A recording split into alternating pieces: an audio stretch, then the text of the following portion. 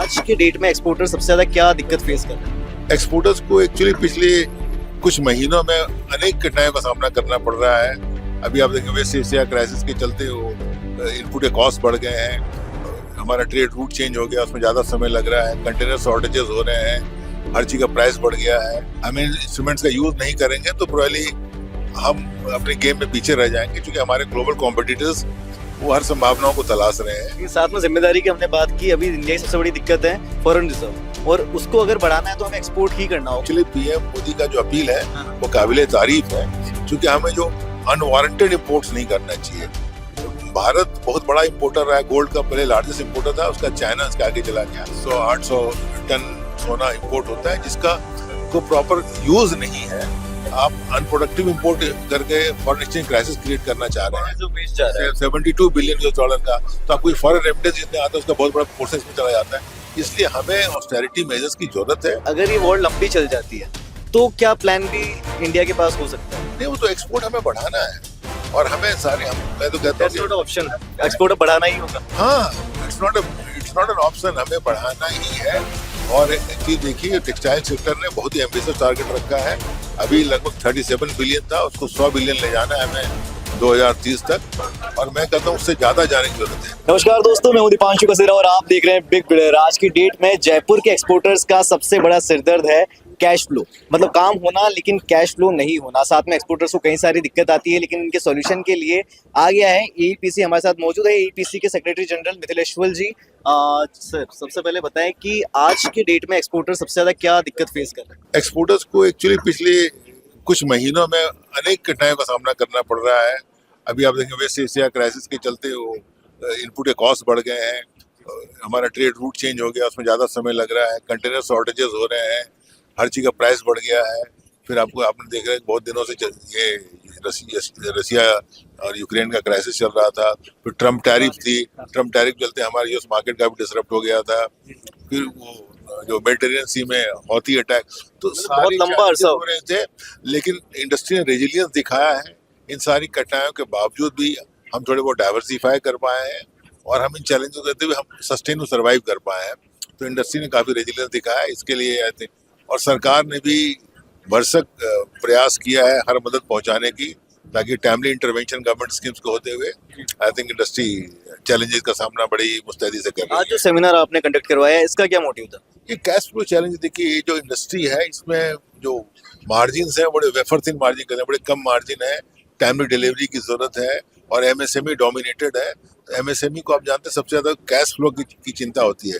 अगर आप कैश नहीं होगी तो आप नेक्स्ट ऑर्डर को एग्जीक्यूट नहीं कर पाएंगे। तो बहुत सारी एजेंसी ऐसी है जो फैक्टरिंग करते हैं कि आपने एक्सपोर्ट कर दिया और बाहर से रेमिटेंस आने के पहले ही आपको कोई एजेंसी आपको पैसा दे देती है, सो दैट कि आपका जो बिजनेस गोज एज यूजुअल।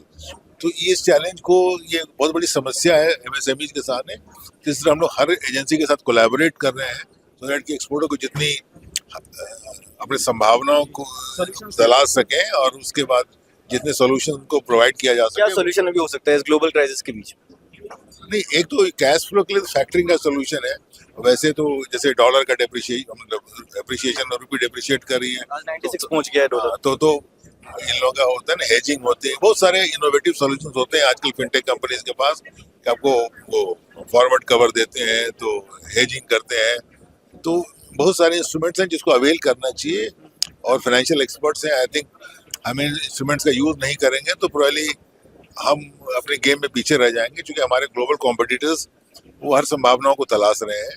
और अभी आप जानते हैं कि भारत में हम लोगों ने फ्री ट्रेड एग्रीमेंट साइन किया है सारी बड़ी बड़ी इकोनॉमी से, यूरोपियन यूनियन के साथ, जिसको मदर ऑफ वर्ल्ड डील्स कहा जाता है।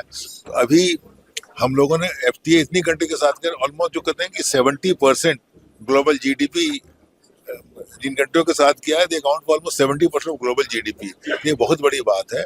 तो आप देखिए कि पिछले कुछ 2021-22 के आसपास से हम लोगों ने यूएई के साथ डील किया, ऑस्ट्रेलिया के साथ किया, फिर वो एफ्टा कंट्री स्विट्जरलैंड नॉर्वे के साथ किया, फिर इंग्लैंड के साथ किया, यूके के साथ, फिर यूरोपियन यूनियन के पूरा साथ किया है। तो ये सब डील और अभी फिर न्यूजीलैंड के साथ किया और ओमान के साथ किया, इटली, और वो तो पूरा ईयू में सारा कवर्ड है। तो और फिर हम लोग अभी यूरोपियन कंट्री के साथ करने जा रहे हैं। Do you think कि PM Modi is doing good for exporters? हाँ, so we are going whole government का पूरा सपोर्ट है। क्रेडिट सपोर्ट में देखिए नए नए स्कीम्स को लेके आए हैं। CGSE की स्कीम लेके आए जिसमें 100% क्रेडिट गारंटी दी जा रही है। उनका ट्रेड्स स्कीम दिया गया जिसके चलते कि वो सब कुछ ये किया गया कि एक होता है कि इनवॉइस डिस्काउंटिंग होता है, आपको पहले पैसा मिल जाए, उसके लिए कर दिया गया। अगर MSMEs जो है पब्लिक सेक्टर कंपनी अगर MSME से कुछ प्रोक्योर करती हैं, उनको ट्रेड्स में कंपलसरीली उनको ये करना है।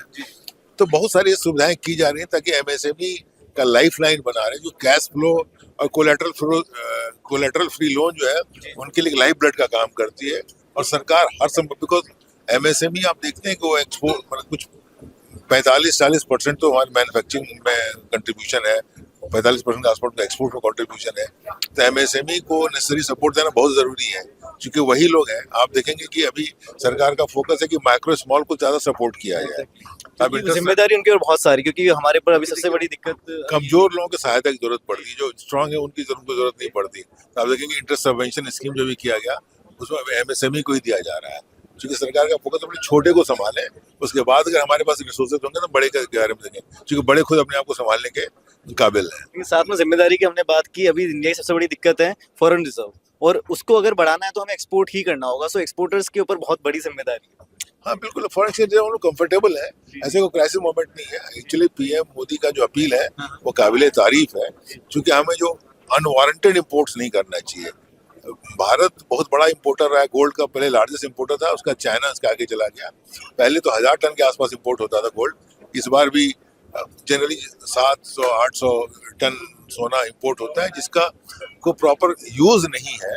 आप अनप्रोडक्टिव इंपोर्ट करके फॉरेन एक्सचेंज क्राइसिस क्रिएट करना चाह रहे हैं, जो वेस्ट जा रहा है 72 बिलियन US$ का, तो आपको फॉरेन रेमिटेंस जितने आता है उसका बहुत बड़ा पोर्शन इसमें चला जाता है। इसलिए हमें ऑस्टेरिटी मेजर्स की जरूरत है। ये क्राइसिस आने के बाद कहते हैं कि जो हमें मेंटेनेंस जो है ना, प्रिवेंटिव मेंटेनेंस करना चाहिए, नॉट ब्रेक डाउन मेंटेनेंस। अगर सिचुएशन आउट ऑफ हैंड चला जाए उसके बाद उसको एड्रेस करने का फायदा नहीं है।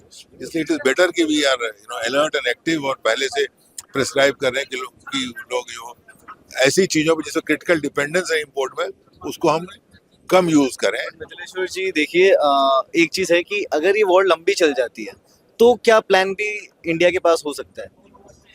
प्लान तो ये है कि हम अब फॉरेन एक्सचेंज रिजर्व के पॉइंट ऑफ व्यू से बोल रहे हैं क्या? नहीं, वो तो एक्सपोर्ट हमें बढ़ाना है, और हमें सारे मैं तो कहता हूँ ऑप्शन एक्सपोर्ट बढ़ाना ही होगा। हाँ, इट्स नॉट एन ऑप्शन, हमें बढ़ाना ही है। और एक चीज देखिए, टेक्सटाइल सेक्टर ने बहुत ही एम्बिशियस टारगेट रखा है। अभी लगभग 37 बिलियन था, उसको 100 बिलियन ले जाना है हमें 2030 तक, और मैं कहता हूँ उससे ज्यादा जाने की जरूरत है। ई-कॉमर्स में अभी इंडिया का एक्सपोर्ट कुछ 5 बिलियन के आसपास है, और हमारा 2030 में टारगेट है कि हमें इसको 200 बिलियन ले जाना है। 40 टाइम्स। और ई-कॉमर्स में बहुत संभावना इसलिए है क्योंकि रिमोटेस्ट कॉर्नर में जो आदमी बैठा हुआ है, मैन्युफैक्चर है, वो सीधे ग्लोबल प्लेयर के साथ लिंक हो रहा है, और वो जो रिगर सिस्टम के जो रिगारमोल है, कहते हैं रिगमरोल है, और वो जो हर सारे प्रोसेसर को बाईपास करके जा सकता है, क्योंकि मेजर प्लेयर्स जैसे लाइक अमेजॉन है, या अलीबाबा है, या वॉलमार्ट है, वो प्लेटफॉर्म के थ्रू एक्सपोर्ट कर सकते हैं। तो छोटा व्यक्ति जो है ग्लोबल से जुड़ सकता है।